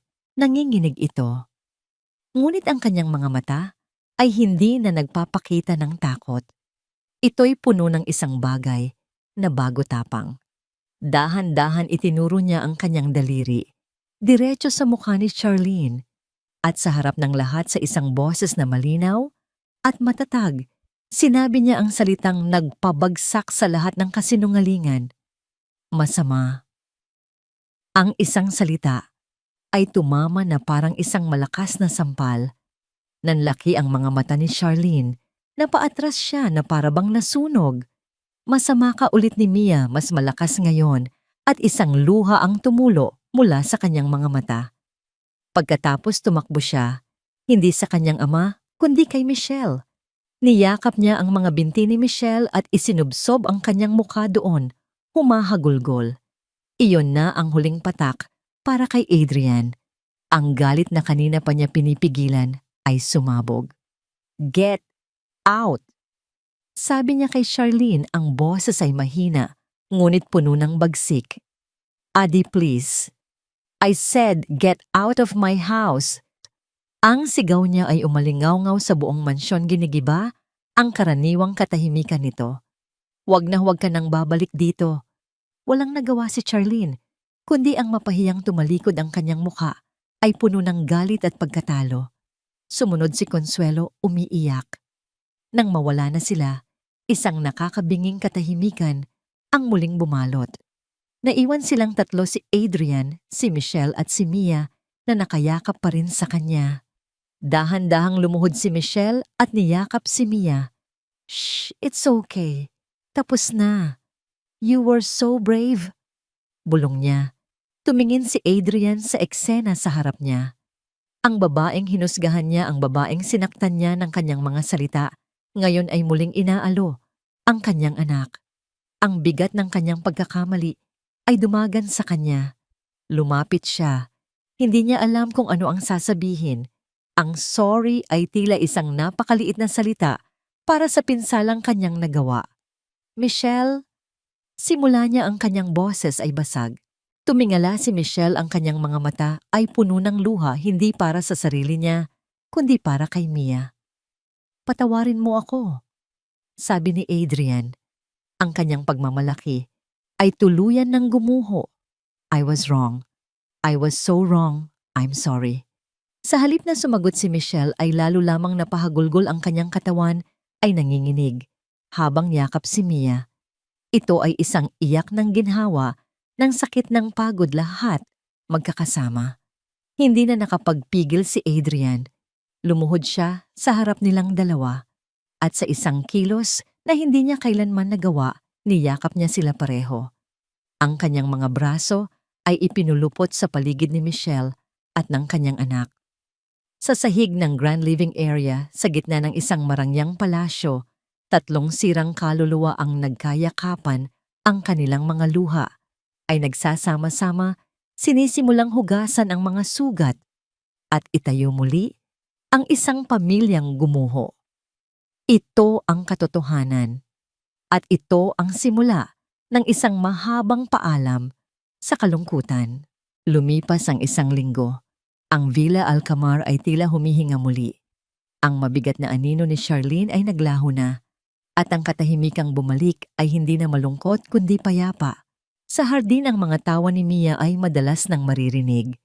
Nagsisimula na siyang bumuo ng mga maiikling pangungusap, ang kanyang boses ay tila isang ibon na ngayon pa lang natututong lumipad. Isang hapon, habang tinutulungan ni Michelle si Mia sa kanyang art project, tumunog ang kanyang telepono. Isang video call mula sa isang hindi pamilyar na numero. Nag-aalangan man, sinagot niya ito. Ang mukha na lumitaw sa screen ay nagpatigil sa kanyang mundo. Si Leah, ang kanyang kapatid.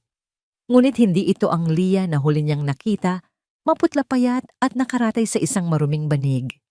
Ang Leah sa screen ay nakahiga sa isang malinis at puting-puting kama ng ospital. Ang kanyang buhok ay maayos at kahit may nakakabit na tubo sa kanyang braso, may kulay sa kanyang mga pisngi at isang ngiti sa kanyang mga labi. Panem? Sabi ni Leah, ang boses ay mahina, ngunit malinaw. "Leah, anong? Nasaan ka?" Gulat na tanong ni Michelle, ang mga luha ay agad na namuo sa kanyang mga mata.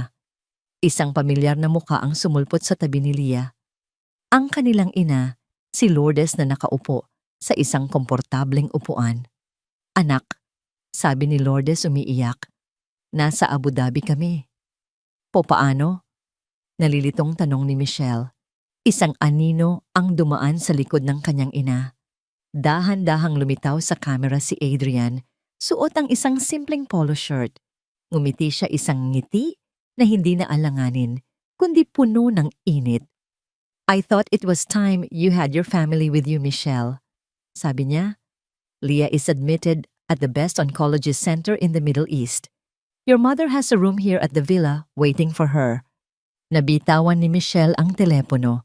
Tumama ito sa malambot na damuhan. Hindi siya makapagsalita. Ang kabutihang ipinapakita sa kanya ay napakalaki. Halos hindi niya kayang tanggapin. Tumakbo si Adrian, papalapit sa kanya at pinulot ang telepono, habang si Michelle ay napaluhod na lang sa damuhan, humahagulgol. Hindi dahil sa sakit, kundi dahil sa labis na pasasalamat. Ang dating malalamig na mansyon ay naging isang tunay na tahanan. Ang silid-kainan ay napuno ng kwentuhan sa Tagalog at Arabe.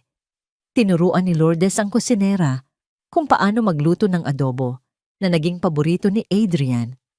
Tinuruan naman ni Michelle si Adrian at Mia ng mga larong Pinoy tulad ng bahay kubo. Ang Villa Alcamar ay hindi na isang museo ng kalungkutan, kundi isang gallery ng masasayang alaala. Isang gabi ilang buwan ang nakalipas isang malaking charity event para sa mga batang may special needs ang ginanap sa isa sa mga hotel ni Adrian. Ang pundasyon ay ipinangalan kay Mia. Ito ang unang pagkakataon na haharap si Michelle sa publiko, hindi bilang yaya, kundi bilang kasama ni Adrian. Suot ang isang simpleng ngunit eleganteng asul na bestida na si Adrian mismo ang pumili pakiramdam ni Michelle ay isa siyang impostor. Ngunit nang hawakan ni Adrian ang kanyang kamay, ang lahat ng kanyang kaba ay nawala. You belong here, bulong nito sa kanya. You belong with us. Sa gitna ng programa, umakyat si Adrian sa entablado kasama si Mia.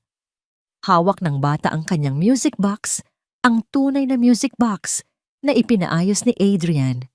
Good evening. Simula ni Adrian sa mikropono ang kanyang boses ay matatag.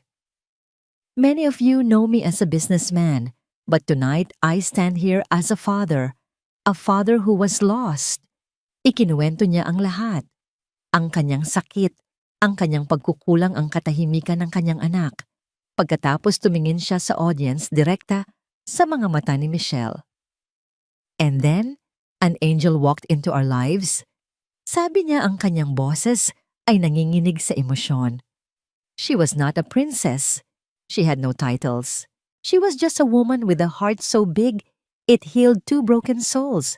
She taught my daughter how to speak and she taught me how to love again. Isang kolektibong ang narinig mula sa mga manonood. Lumingon si Adrian kay Michelle at iniabot ang kanyang kamay. Michelle, please join us. Nanginginig na umakyat si Michelle sa entablado. Sa harap ng daan-daang tao sa ilalim ng mga nakakasilaw na ilaw, hinawakan ni Adrian ang kanyang mga kamay. Hindi ko maipapangako sa iyo ang isang perpektong buhay, sabi ni Adrian sa nagkakandautal na Tagalog.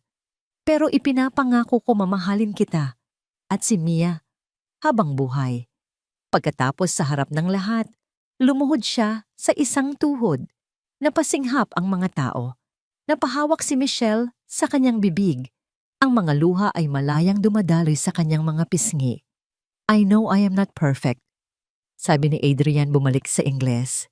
But I want to spend the rest of my life trying to be the man you and Mia deserve. Biglang lumapit si Mia. May hawak na maliit na pulang kahon. Binuksan niya ito at sa loob ay isang simpleng singsing na may isang maliit na diamante. Say yes, Mama. Bulong ni Mia ang kanyang mga mata ay nagniningning. Ang salitang mama ay tumagos sa puso ni Michelle, tinatanggal ang lahat ng natitirang pag-aalinlangan. Yes. Humihikbing sagot ni Michelle. Yes, Adrian. Yes. Isinuot ni Adrian ang singsing sa kanyang daliri. Tumayo siya at sa gitna ng malakas na palakpakan, hinalikan niya si Michelle, isang halik na naglalaman ng lahat ng kanilang pinagdaanan at lahat ng pangako para sa kinabukasan. Niyakap sila ni Mia at sa entablado na buo ang isang larawan, isang ama, isang ina at isang anak. Isang pamilyang hindi binuo ng dugo, kundi ng pag-ibig na kayang gibain ang anumang pader at pagalingin ang anumang sugat. Ang kwento ay nagtatapos sa isang eksena, ilang taon pagkatapos, isang masayang tahanan. Si Adrian tinuturuan ng kanilang bunsong anak na lalaki kung paano magpatunog ng maliit na piano. Si Leah, malusog na ngayon, ay nagbabasa ng kwento para kay Mia. Si Lourdes ay naghahanda ng merienda sa kusina. At si Michelle, nakatayo sa may bintana, pinapanood ang lahat. Hindi na siya ang yaya na takot at nag-iisa. Siya na ang ilaw ng tahanan. Ang babaeng pumasok sa isang disyerto, hindi para maghanap ng yaman, kundi para magbigay ng pagmamahal at sa huli natagpuan ng pareho ang kanyang pamilya, ang kanyang bagong simula, ang kanyang tahanan. Ang silid ay amoy mamahaling leather at lumang libro. Sa labas ang araw ng Abu Dhabi ay nakakapaso, ngunit sa loob ng pribadong silid-aralan na ito, ang hangin ay malamig at seryoso. Si Michelle ay nakaupo ng tuwid na tuwid sa isang antigong silya. Ang kanyang likod ay hindi sumasayad sa sandalan. Sa harap niya si Madame Dubois, isang matandang babaeng Pranses na may buhok na kulay pilak na nakapusod ng mahigpit, ay tila isang general na nagsusuri sa kanyang bagong sundalo. Non, Mademoiselle Santos. Sabi ni Madame Dubois, ang kanyang boses ay kasing talim ng kanyang tingin habang tinuturo ang kutsilyo ng isda. The fish fork is held with the tines facing down, and you do not saw the fish, you flake it delicately. Ito ang pang-apat na oras ng kanyang etiquette and protocol session. Sa loob ng isang linggo, pinag-aralan niya ang lahat mula sa tamang paraan ng paghawak ng tasa ng tsa. Ang hintuturo ay hindi dapat pumasok sa hawakan sa pagkakaiba ng 12 uri ng kubyertos na nakahanay sa kanyang harapan hanggang sa kung paano yumuko sa isang prinsipe, isang marahan, at magalang na pagyuko ng ulo kumpara sa isang ambasador, isang bahagyang tango lamang. Pakiramdam ni Michelle ay nalulunod siya sa isang dagat ng mga patakarang hindi niya maintindihan at hindi niya kailanman inakalang iiral. Ang kanyang mga kamay na sanay sa pag-aalaga ng bata at paglalaba ay tila naging malaki at clumsy. Walang malay ang kanyang hinlalaki ay paulit-ulit na hinahaplos ang malamig na metal ng kanyang engagement ring, ang tanging bagay sa silid na pamilyar at nagbibigay sa kanya ng lakas. Ito ang kanyang paalala kung bakit niya ginagawa ang lahat ng ito. Nang gabing iyon, pumasok si Adrian sa kanilang silid, dala ang isang ngiti at isang magandang balita. Ngunit nang makita niya ang pagod sa mukha ni Michelle, ang nangiti niya ay bahagyang kumupas.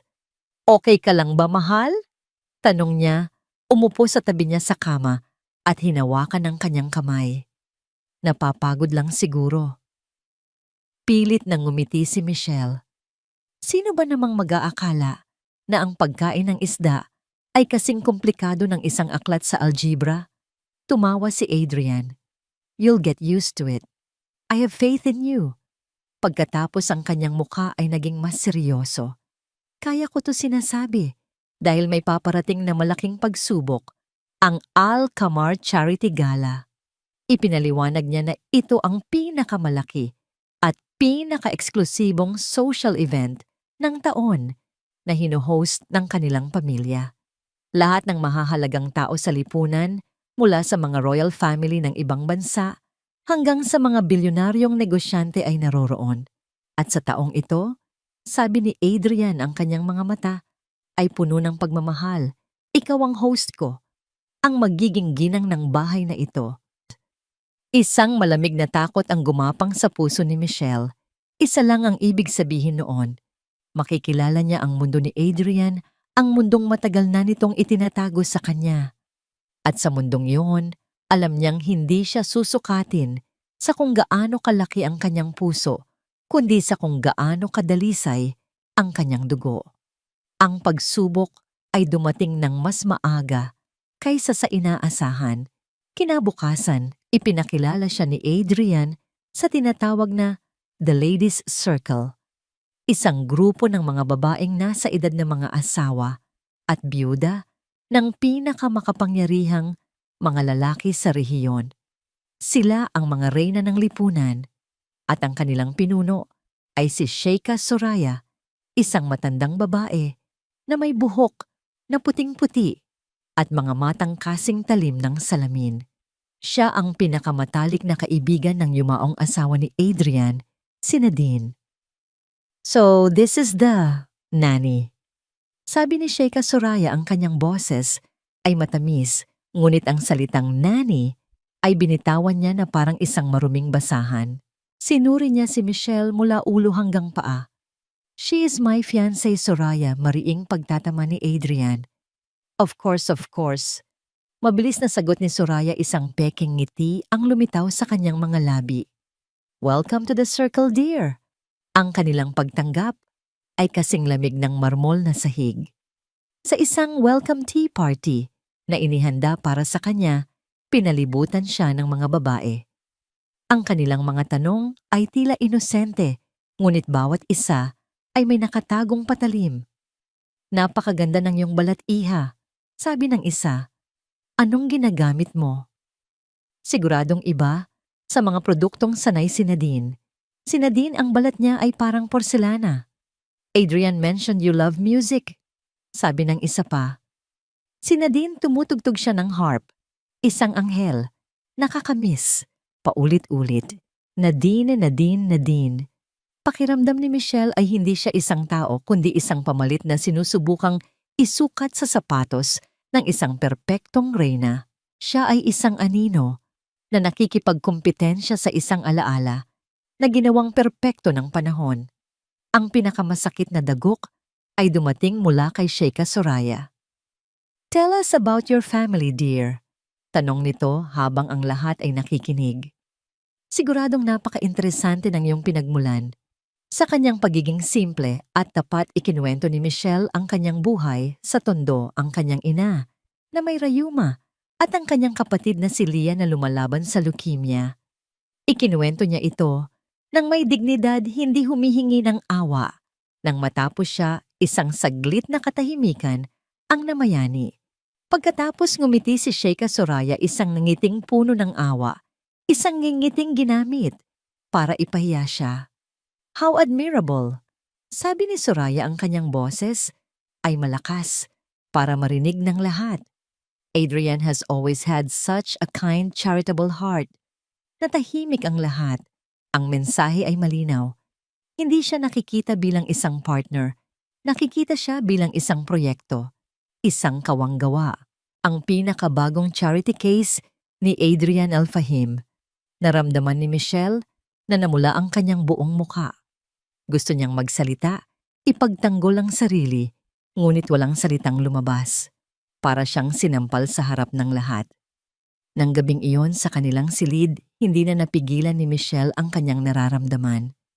Habang tinutulungan siya ni Adrian na tanggalin ang isang simpleng kwintas, nakita niya ang bakas ng luha sa mga mata nito sa salamin. Anong problema? Tanong niya. Humarap si Michelle, ang kanyang mukha ay basang-basa ng luha. Hindi ko kaya, Adrian. Sabi niya, ang boses ay basag. Hindi ako bagay sa kanila. I'm not Nadine. Hindi ako isang reyna. Isa lang akong yaya. Ang sakit sa mukha ni Michelle ay parang isang kutsilyong tumusok sa puso ni Adrian. Ang kanyang unang instinct ay proteksyon. Niyakap niya ito ng mahigpit.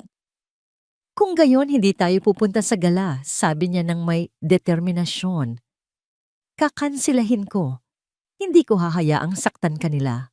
We can stay here, just us. Ang alok niya ay isang ligtas na kanlungan. Isang paraan para takasan ng lahat. Ngunit habang nakayakap si Michelle sa kanya, tumingala siya, ang kanyang mga mata ay puno ng sakit, ngunit may bagong kislap ng pag-unawa.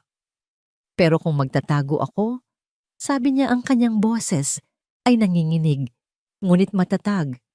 Ibig sabihin tama sila. Ibig sabihin isa lang talaga akong kahinaan na kailangan mong itago sa mundo. Bumitaw siya sa yakap at tumingin ng diretso sa mga mata ni Adrian. Ayokong maging sekreto mo, Adrian.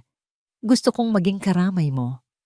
Naiwan si Adrian na walang masabi. Ang babaeng mahal niya ay hindi humihingi ng proteksyon. Humihingi ito ng pagkakataong lumaban. At sa sandaling iyon, naunawaan ni Adrian na ang tunay na pag-ibig ay hindi pagtatago sa minamahal mula sa bagyo. Ito ay ang paghawak sa kamay nito habang sabay nilang hinaharap ang ulan. Ang gabi ng Alcamar Charity Gala ay dumating na parang isang hindi maiiwasang alon. Ang buong mansyon ay puno ng abalang enerhiya, mga bulaklak na inaayos, mga waiter na nagmamadali. at ang mahinang tunog ng isang string quartet na nag-eensayo sa di kalayuan. Sa gitna ng lahat sa kanilang master suite, isang tahimik na labanan ang nagaganap sa puso ni Michelle. Nakatayo siya sa harap ng isang dambuhalang salamin, suot ang isang bestida na gawa sa purong sutla. Ang kulay nito ay malalim na emerald green na nagbibigay diin sa kanyang kayumangging balat. Simple lang ang hiwa nito, walang mga kumikinang na bato o borda, ngunit bumagay ito sa kanya na para bang isinilang siyang suot ito. Wala siyang suot na maraming alahas, tanging isang pares ng simpleng hikaw na perlas at ang kanyang engagement ring.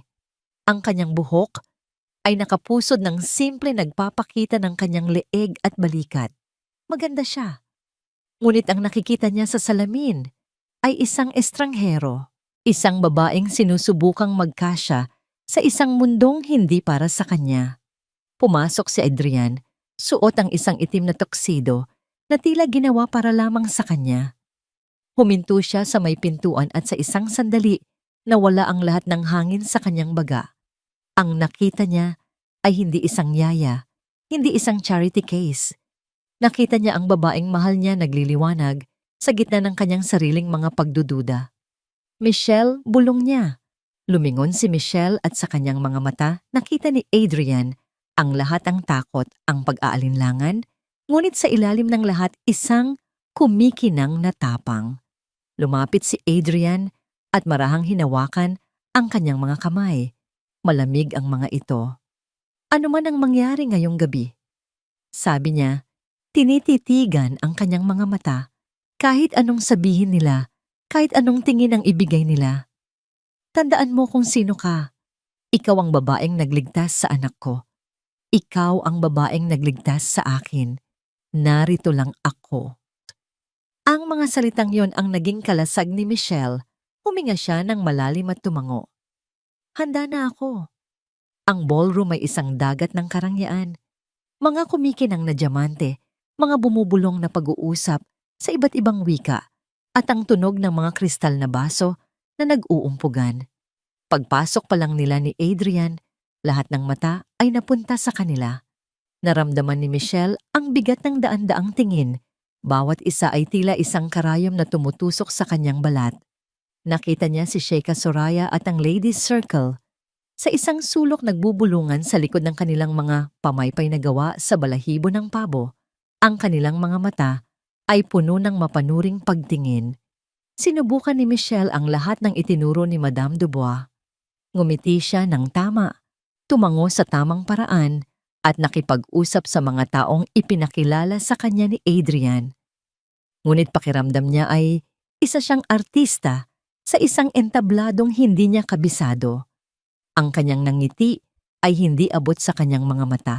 Nagsimula ang charity auction, ang pangunahing kaganapan ng gabi.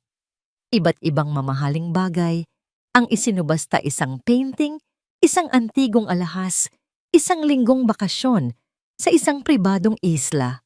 Ang huling item, ang pinaka-espesyal, ay isang masterclass session kasama ang isang kilalang biolinistang Italiano. Sisimulan natin ang tawaran sa $10,000. Anunsyo ng auctioneer. Katahimikan. May ilang nagtaas ng kamay, ngunit ang tawaran ay mabagal at walang sigla. Ito ang pagkakataong hinintay ni Soraya. Sa isang boses na sapat na para marinig ng mga kalapit na mesa sinabi niya, "Perhaps true appreciation for high art has faded in our eye." Ang komento ay tila isang pangkalahatang obserbasyon, ngunit lahat ng nakarinig ay alam kung para kanino yon. Isang direktang sampal sa walang kulturang fiancé ni Adrian. Naramdaman ni Michelle ang pag-init ng kanyang pisngi. Nakita ni Adrian ang pagbabago sa mukha ni Soraya. Kumuyom ang kanyang panga. Akma na siyang tatayo para sagutin ito, ngunit naramdaman niya ang isang marahang kamay sa kanyang braso. Huwag bulong ni Michelle. Ako na. Tumingin si Adrian. Sa kanya nakita ang determinasyon sa kanyang mga mata. Sa isang iglap nagtiwala siya. Tumango siya. Dahan-dahang tumayo si Michelle. Ang kanyang bawat galaw ay puno ng isang bagong tuklas na dignidad. Naglakad siya patungo sa maliit na entablado. Ang lahat ng bulungan ay tumigil. Ang lahat ng mata ay nasa kanya. Kinuha niya ang mikropono mula sa auctioneer. Magandang gabi po sa inyong lahat. Simula niya ang kanyang boses ay bahagyang nanginginig sa simula, ngunit unti-unting tumatatag. Ang item na ito, isang pagkakataong matuto mula sa isang maestro, ay napakahalaga. Ngunit gusto ko pong ibahagi sa inyo kung bakit ang musika para sa akin ay higit pa sa high art. Tumingin siya sa mga manonood, hindi bilang isang grupo, kundi bilang mga individual. Marami sa inyo ang mga magulang, mga lolo at lola. Alam ninyo ang pakiramdam na marinig ang unang salita ng inyong anak, ang unang tawa. Ngayon isipin ninyo ang isang mundo kung saan ang inyong anak ay nabubuhay sa katahimikan. Isang katahimikang hindi dahil sa kapayapaan, kundi dahil sa takot. Ang kanyang mga salita ay humaplos sa puso ng mga nakikinig. Nakilala ko ang isang batang babae. Patuloy niya ang kanyang boses ay puno ng damdamin. 5 taon siyang hindi nagsalita. Ngunit isang araw sa pamamagitan ng isang simpleng kanta mula sa isang lumang music box at isang kantang pampatulog na kinakanta sa isang malayong bayan, isang himala ang nangyari. Natagpuan niya muli ang kanyang boses.